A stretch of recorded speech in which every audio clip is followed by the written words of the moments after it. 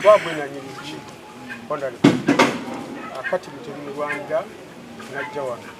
era naye ngekimulese ebagumaisoomulala yajja mwerabire bonna nga bajja wano solingattagawa naye nga ekyaliwo ekisooka nga baagaba wano batukonsidaliza mungu n'ayamba abaali wano ne babakonsidali ne babawetta abatuuze abaali ku lwanyi ne babawetta honorable Lugunga awo yasasula bonna abaali ku ttaka lye muntu munene nnyo naye yadde wano nga mukakkamu amama Mbabazi na Minister State for Defense nga naye ali ettaka awo yadde wano kipapuli kiiko ezisatu yayakompasetinga abantu bali ku ttaka lye n'abakompasetinga nebagenda era n'alikozesa bangi honorable kuba abantu bakulu bajja wano nga bakakkamu era tewali yajja no ngalaga nti nze ndi minisita bonna bajja nga bakakkamu tetuuka kukukkaanya engeri ennungi suubira nti honorable abazze wano Sam Mayanja tujja kutuuka kukukkaanya inshallah mungu wanabayamba ekyobukusobi honorable minisita wano waliwo Isbat University waliwo ne Misbahuddin muziri mu community Misbahuddin tewali n'omu yategedde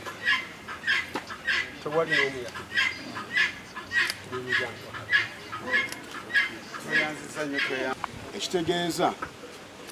nange bwe ngenda nenkola save eyange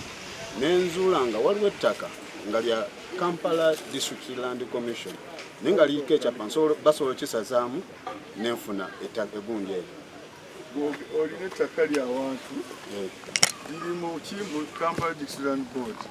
kati bwoba oyagala okwekakasa jangu ina wa Department of Survey and Mapping twida bino byonna byonna nga tukuwulira nti lino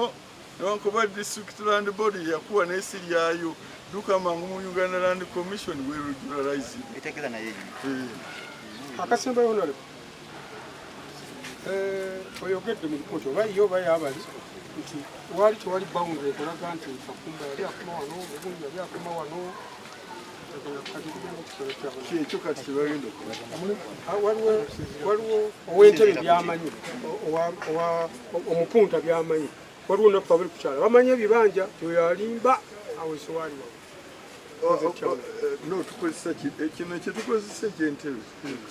kikonagana ne satellite eri teyinza kulimba nga bwakikola wano bwaba akola it hits the satellite oba wandaba ku TV bwe nali esango bbe nga bali baga nti ate bano bayimirira ne bayikeeyo ne baleeta that gundi ekola ku satellite tayinza kulimba olazi human mind eyinza okwerabira nekyo tekiyinza kulimba ono bwe kyesitagerekese bulungi agamba agambye yasasula Kakumba family yali ekomawa yali etambulira nyo bisiga taito isi agreement zonna wesi teraga nti bafona kakati ebyapa byomu ebiri report ogenda gifuna kati 54 nga bwe yali byo bweri ne kusetala kati ejja kusalawo ekyabali amagundi nga bwe bali kubanga bali bafunye taito endala eri gye bajjamu then that will show kati oli wakomisi okimanyi nti basurveyors bakola mubakola yes abazzukulu bonna abaliko ab'ebibanja tujja balaba nga wakolaki so kati ensonga ezo madamu Fiona ne madamu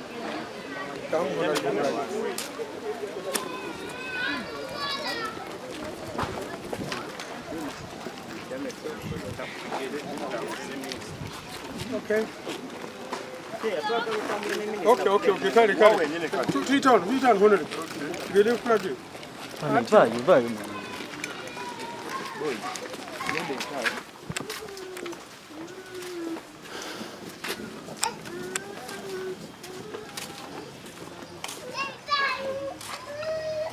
Kobe koma wali waggulu, wali ekikondo kiri. Wali gate naye ku kikondo. Wali wammandi. Nonna wali wammandi. Kati wano ekoma wenyini ku kikondo kiri ekiri ekikondo kikondo kiki nesala paka watubadde kati amani kekiri kiri wali saidi eno ku gate saidi eno ku gate wetuddayo eri era hona bajja kubalabo galoko namayumba gansibamudi tugerera wali era nkuletungo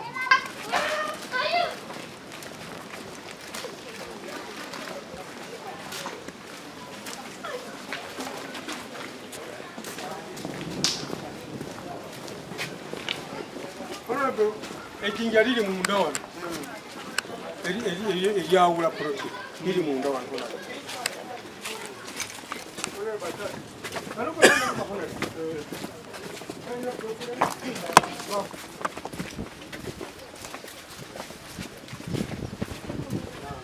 wano ebound wano ebound okuva ku jjinja liri paka ku jjinja liri wongera okumulaga sebo and report number 52.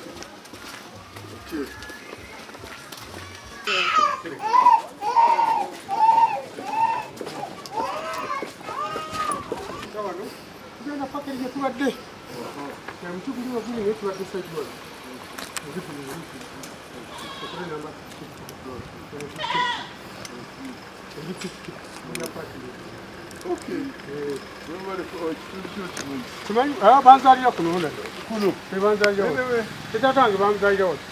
1934 jajjange yasinga kumwenda 18 land boards and Uganda Land Commission, they should know where their boundaries are. They should know where their land is. The problem here was that this Kampala District Land Board thought this was their land, whereas the land belonged to Uganda Land Commission.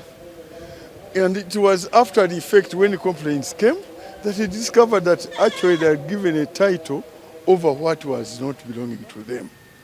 So that's why I have directed that. The law is very clear. Section 59 of the Land Act 1A is that the district has no mandate to allocate land which is owned by either person or authority. This land here was owned by the Uganda Land Commission, so it was not available for the District Land Board to give to any person or authority. So that's why I have cancelled it. Number two, the surveying. Our officers in the ministry, they have the surveys, and the District Land Board should utilize those surveys to find out what belongs to them. Number two, also Uganda Land Commission, they should have a register of their land, the data bank, so that this kind of confusion doesn't come. Number three, I've directed that immediately our surveyor should come and demarcate the land that belongs to the community, the Muslim community, and then the land that belongs to Isbadu University. Two entities have been identified as own this land. But there's a portion also which belongs to Faizo Mukasa. That one also should be left to him. And those are going to be identified by the surveyor. So those are the directives, basically. I've relied on the findings of the report of the State House Anti-Corruption Unit, which I've read publicly here, and everybody understood it. So it's a transparent document, well done, catered for interests of everybody, and I've offered also to supply a report to everybody. Yeah. Right, Minister, some man that charged naye waliwo abakola report ne bataateekamu. Number one, Faizo Mukasa ayina bye yasasula agambye nti Faizo Mukasa mande gwe yasasula naye yasasula abantu bangi ku ttaka lino. Ekyokubiri, Minister talaze bali Silvano bagamba nti babasasula bavaawo era bakomawa. Number 3, bano be bagamba nti Silvano yabasasula tebalinako kibanja, bali ku kibanja kya Sheikh Muhammad Lubega Kakumba family, bali wansi wa Sheikh Muhammad Lubega nga ye nanyini kibanja kino originally. Kati n'olwekyo abakola report balina side nga beekubiridde, balina side nga beekubiridde kwoyo eyatwalayo complain ye, era bawunzise bali ku side yoyo eyatwalayo complain ye. Buli kati waliwo okubuzaabuza nyinza n'okubalaga obuwandiike awo teyali Kakumba famire waliwo abatututte mu kooti nga bamukasa Twaha Kavuma batwala ku poliisi ne batuwaabira nabo nga baga nti balinayo ekyabwe waliwo Nakyanzi Faizo yamusasula emiliyoni 15 era ekyo nakyo tebakikonsidalinze ate tebalaga waawe batandikira waawe bakoma kati Pro number 3 gyayogeddeko abo abatuwaabira bagamba ate waliwo ekitunga kiri mu Pro number 54A Pro number 3 manyi wetandikira ne weekoma era basabe bana bazze boli abanakola report bagimutwalira nasobola okutuusa mu byalagiri bwe batwe bakifuna si kituufu tebamuwanga information nkyama lwaki Jamiru Muwonge yazaalibwa kuno era n'akulira kuno ebbanga lyonna n'awangala ne Kakumba Zubairi nga bali mu kibiina kimu kya Misbahuddin n'ekirala kye bamuwa ripooti enkyamu kwegamba nti Misbahuddin ya famire emu yokka Haji Nsereko yeddira Kobe yabadde Secretary General owa Misbahuddin yeddira Kobe Haji Nsereko Abdulu Haji Anna Kitaka ye trustee omukuba trustee yeddira Mamba abo siba famire ya Sheikh Jamiru ya Muhammad Lubega badde kyetaaga senga baali bambuulidde nembaga kino mulimbye kino si kituufu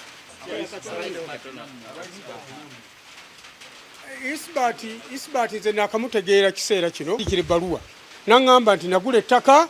nga kuliko abatuuze ebyokuba compensatinga nali sikola ki sibimanyi era yali ansaba kubeera nti abakompensatinga ekyokuba compensatinga nakakitegeera jjo nga aba anti-corruption unit bazze ekyokompensatinga abaaliwo naye nga yampandikira ebbaluwa era njiina Isbat gye yampandikira nga ngandi nguze ettaka naye kuliko abantu eridisimola 75 originale naye kati 54A eridisimola 5 Plot number 3 edisimola 25 zayogeddeko mu ripooti ye nali ya Misbahuddin muziri mu community okujjako Faizo be yasasula naye ate abasasula nga tumaze okufuna ekyapa mbaniriza bagulawo boundary nga bwalagidde nja kubeera wansi waabwe naye ndiredde okuwabula biki bye bamulimba mu ripooti ndiredde okuwabula biki bye bamulimba mu ripooti ndiredde okuwabula minisita biki bye bamulimba mu ripooti kuba mu ripooti mulimu ebitali bituufu ekitali kituufu bamulaga nti Faizo Mukasa yasasulako omuntu omu ekitali kituufu yasasula abantu bangi be yasasula Faizo Mukasa mu plot number 3 eya Nabuuma kati agambye nti Faizo Mukasa agenda muwa title ne Isbat amwe title ne Misbahuddin amwe title bwatu bwagambye honorable kati njagala bajje abo nja kubagaidinga okulaba Faizo Mukasa yasasula wana wa ne Isbat yasasula wana wa babe nabajja kubindete Isbat University ekilaiminga naye ng'ettaka lyonna Sheikh Muhammad Lubega yawaayo ekibanja kye kibeerenga kikolebwako emirimu gy'obusiraamu abaana be ne bakkiriza era tewali akaayana eyo nna gye mbalaze tewali akaayana teyinaako kintu kyonna teyinaako wadde akayumba akamu keokipayinga wallahi teyinayo wadde akayumba akamu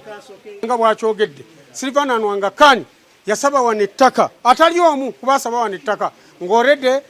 kuliko abantu omu ye Prime Minister Honorable Rugunda yafunawo ettaka nga kuliko abo najja n'abakompensatinga Honorable Rugunda kane Silvano yali amanyi nti afunye ekyapa agenda kola ki kubeera nga compensatinga abantu baawo kyataakola ettaka ne expiringa gye baamu emyaka egi 5 byonna mbiyina mu buwandiike emyaka 5 bwe expiringa tugenda mu discipline board negamba nti ettaka tulibawadde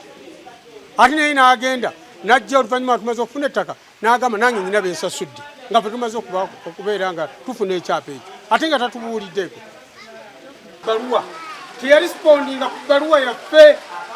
agamba baati gemulaba amina Lukanga yajja n'agafubawo agamba baati gemulabaawo minisita namuwandikira ebbaluwa teyanyanukula talina kyonna kyeyarisipondinga ate nga ebbaluwa yagirisiivinga era njiina kusobola okusiba namusinkana minisita maaso ku maaso n'agamba nti waliwo wano gwendabye kubayingira mu nsonga zammwe kamishona walandi Aisha naga kamuyite namuwa instruction kiki ekyokukola era ebyavamu